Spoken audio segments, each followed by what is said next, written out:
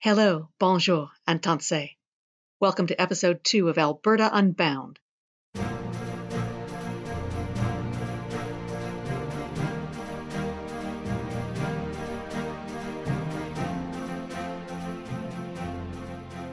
I'm Senator Paula Simons, and this episode is called We Must Get Over Ourselves.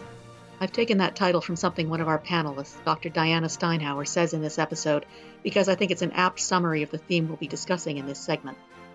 If you're listening to episode 2, I hope you've already listened to episode 1.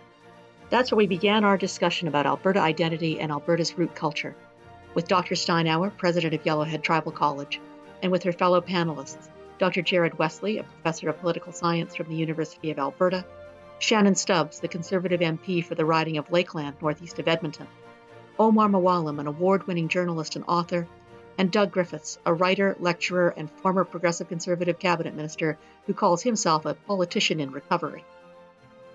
We recorded this forum well before the days of COVID-19 and social distancing. The panel discussion took place on March 5th, live on stage in the Old Strathcona Theatre District, one of Edmonton's most urban and urbane spaces. But we began this part of our conversation talking about the tensions between Alberta's rural past and its complicated future.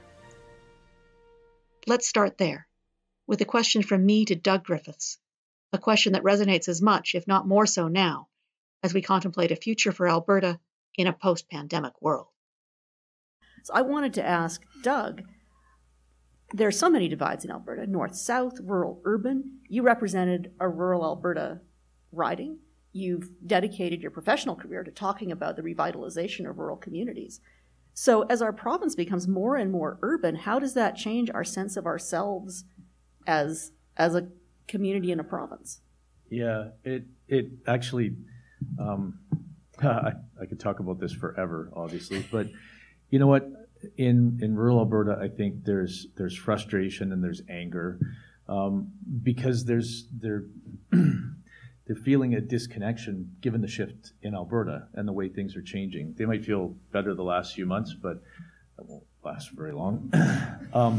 But you know what? I think they're angry because they feel that disconnect and they feel like their lives are changing. I mean, the next book I'm working on is Renaissance or Revolution, the re-rise of rural America, North America. And revolution is crossed off because from my experience traveling around all over North America, a lot of rural communities are feeling frustrated. And revolution is about anger and about taking something back. And yet nothing's been stolen from them.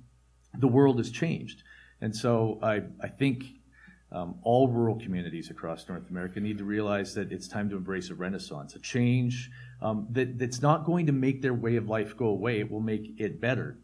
The resistance to the change that's coming will make them obsolete.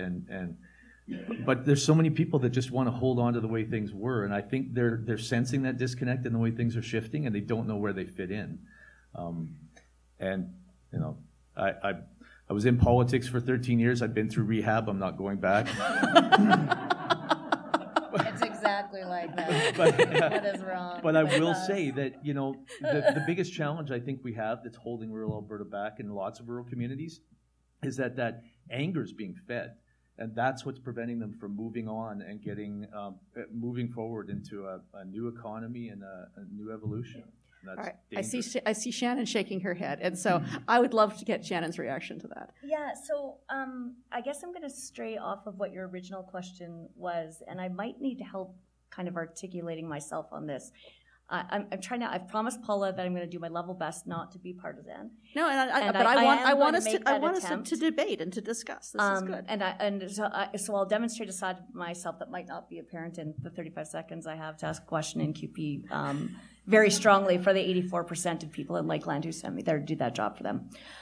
I'm a little bit confused, I guess, about this whole discussion because I grew up right outside of a very small village called Shipman on a farm, 250 people out there. Then I went to Lamont High School, but I guess I've already articulated that I think I have a perspective on the country because of my background too, and I think what's actually happened is that rural Albertans and all Albertans have,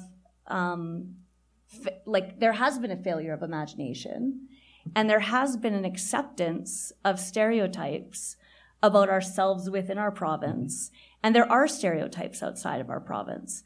So I do believe in Alberta exceptionalism. But first of all, I would say, so I'm going to try to unpack about 18 different things here. Thank goodness the speaker isn't here. That's why I almost get kicked out over. First of all, every single province and region in this country is unique. I've been to all the provinces and to two of the territories. I mean, they are unique. That is the promise and the success and the blessing and the celebration of Canada. They're all unique and they are diverse. But I believe fervently there absolutely is, maybe not this idea of an individual Albertan. Well, I know there's not an individual Albertan, but I do believe there is an ethos and a character and an imagination that binds all of us, because it's what brought people from around the world and across the country to come and build this province. Now, I might get into making a case that it would be related to free enterprise principles that attract economic development, therefore provided opportunities. We could get into that. I think that's why. So I do firmly believe there is an Alberta spirit. But I myself didn't really picture this one individual archetype Albertan. And I think it is based on this, now I don't know if I'm rambling here, but it's the stereotypes that we've applied to ourselves and things we don't even know about ourselves. So I represent a riding that goes from Bruderheim to Wandering River to the Lloydminster and down to Paradise Valley. I usually say if you're anywhere in northeast Alberta, you're probably in Lakeland at some point. Well, I represent a city, Canada's only border city, that is the youngest median age of any city in Canada. And how many people know that the oldest Lebanese community in Canada is west of us in Lac La Biche, right? And how many people reflexively know that the Fringe Theatre Festival is the world's largest performing arts festival on planet Earth? Well, lots of Albertans don't even know that. And I think it's true that there are stereotypes about us elsewhere, and they don't know that either. But I think sitting here maybe having imagined that I would be one of the people who would be able to imagine an individual Albertan, I actually didn't, because Alberta is much more diverse and comprehensive and complicated and nuanced in all of these ways that I fear we don't even know about ourselves. And that's what makes it difficult for us to tell that story to the rest of the country and to the world. And it's about time we do learn these things about ourselves and we start talking about it unapologetically in all our diversity and all the differences right across the province. I mean, we're a province that has the most protected heritage sites in all of Canada. We're the province that had the first environment minister in all of Canada in the 70s. We've led the continent on environmental policy, going decades back. We can get into some of these things. We've, we have firsts of female leaders. The first elected female ever in Canada was in Alberta. It was an alderman in Calgary. The first female judge came from Alberta. The Famous Five got the franchise for other Albertans. We have the first Indigenous senator, the first Métis senator, which actually the village of Hardisty, which Doug used to represent, is named after. The first Indigenous lieutenant governor, which Dr. Steinhauer is a descendant of. I mean, this is Alberta. And so that's why, as you can tell, I'm very passionate about us as a province and as a people, but we're doing ourselves a disservice and the country and the whole world if we are not talking about the spirit and the ethos of our population and trying to imagine one single person. I'm sorry, I don't know if any of that made sense. But I think we're maybe also doing a disservice by listing a bunch of anecdotes like you just did, and there's a lot to be proud of. Oh no, but when you start to build those anecdotal facts into, they're not anecdotes, they're facts. But but they're anecdotes about Alberta history, and you try to build a story about what Alberta is, and if the truth doesn't really necessarily add up to them. So, I mean, you brought up Alberta's environmental record. Now, if we were to try to take some anecdotes about good things that we've done environmentally and string them together about an argument about Alberta having a good, strong environmental record, how long before the rest of this country kind of punctures that story, and then points to records that have not been so environmentally friendly. Yeah, because I would agree with you, and I think... I mean, we just closed how many parks... We're living that in real time. In this province, right? Okay, I'm not the provincial government, but we're... No, I'm not accusing you of being part of that. I totally get it. I'm just saying that, like, I want to be sincere in how we present Alberta and who Albertans are, and if we want to just, like, list a bunch of really cool facts about Alberta, that's awesome, but if they don't really add up to a larger truth about this province, such as our environmental record, then are we just lying to ourselves? Is that the disservice? I see what you're saying. Yeah, and I appreciate you saying that, because I think the case I'm trying to make is that I don't think there is an Albertan in a box. That's just what I meant to say. Right. Sure. Now, yeah. I think everyone here is going to agree that there is not a Albertan in a box. So I want to bring in Diana, who hasn't had a chance to speak in a minute here.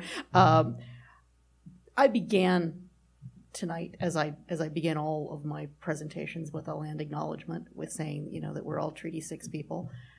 I say that, I don't know how much that means. I mean, if we're going to go forward as Albertans, what do we have to do to acknowledge our treaty obligations and acknowledge the roots of this province to their Indigenous roots? One very important piece is to become aware and educated about the truth of the settlement of Canada in its entirety, and Alberta also. What happened that expunged that history, and why, and whose purposes did it serve? Why is it that in schools nothing is taught about Indigenous people, Cree people, Blackfoot people, the original peoples of these lands?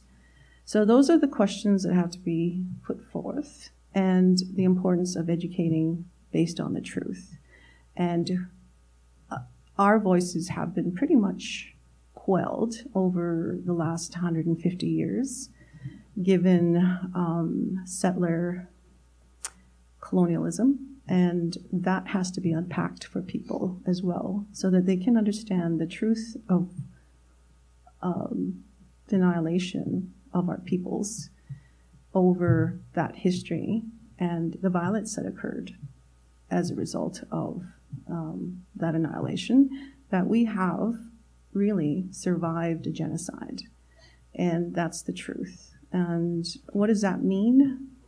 We have survived a genocide, meaning we have been here for thousands and thousands and thousands of years. We have survived an ice age. We have survived a flood. We have survived several what we call renovations of the earth. So we have survived a genocide, which speaks to the resilience. I don't like to use that word, resilience, but the fact that our foundation is based on spirit. We are people who believe in spirit, and that is what has maintained our longevity here and our perspective as a result.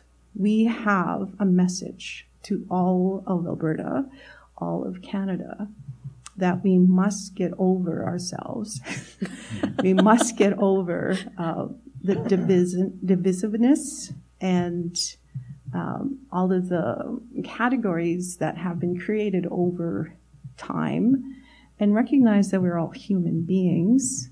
We are all part of the human family, and that we, the Indigenous peoples, and I don't even like using that word, I am from the Nehio Nation. We have welcomed your ancestors to our lands with open arms because we follow the teachings of the original instructions given to us by our Creator, which said, these are my children to welcome them, and we did.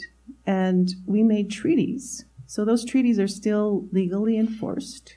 And those treaties were premised on 3 principles, and they're very, very simple for human people to realize. And this is maybe the story that I want to leave with you, and that is that story of what does it mean to live in peace, friendship, and respect with one another. That is where we need to bring it forward and teach our children and our future generations, because we want to have 7 generations into the future.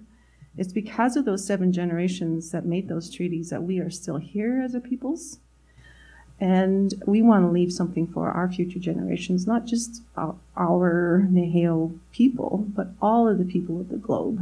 And so that's where we start. Thank you so much for listening to episode 2 of our podcast, Alberta Unbound, the episode we called We Must Get Over Ourselves. In this segment of our conversation, you heard author Doug Griffiths, Conservative MP Shannon Stubbs, journalist Omar Mouaellem, and Cree elder and academic Diana Steinhauer. You'll hear more from our 5th panelist, political scientist Jared Wesley, in our next episode. Thanks to the sold-out audience who joined us at Edmonton's Arts Barns, where we recorded this conversation on March 5th, 2020. You'll be able to hear the rest of our talk over the next 3 episodes. And if you missed our first episode, who are you calling an Albertan? Well, you should go back and give it a listen. The Alberta Unbound podcast was edited and produced by Ame Charnalia, and the Alberta Unbound live event was produced by Cynthia Wagner, with thanks to the whole amazing team at Fringe Theatre Adventures. I'm Senator Paula Simons. Thank you, merci, and hi hi.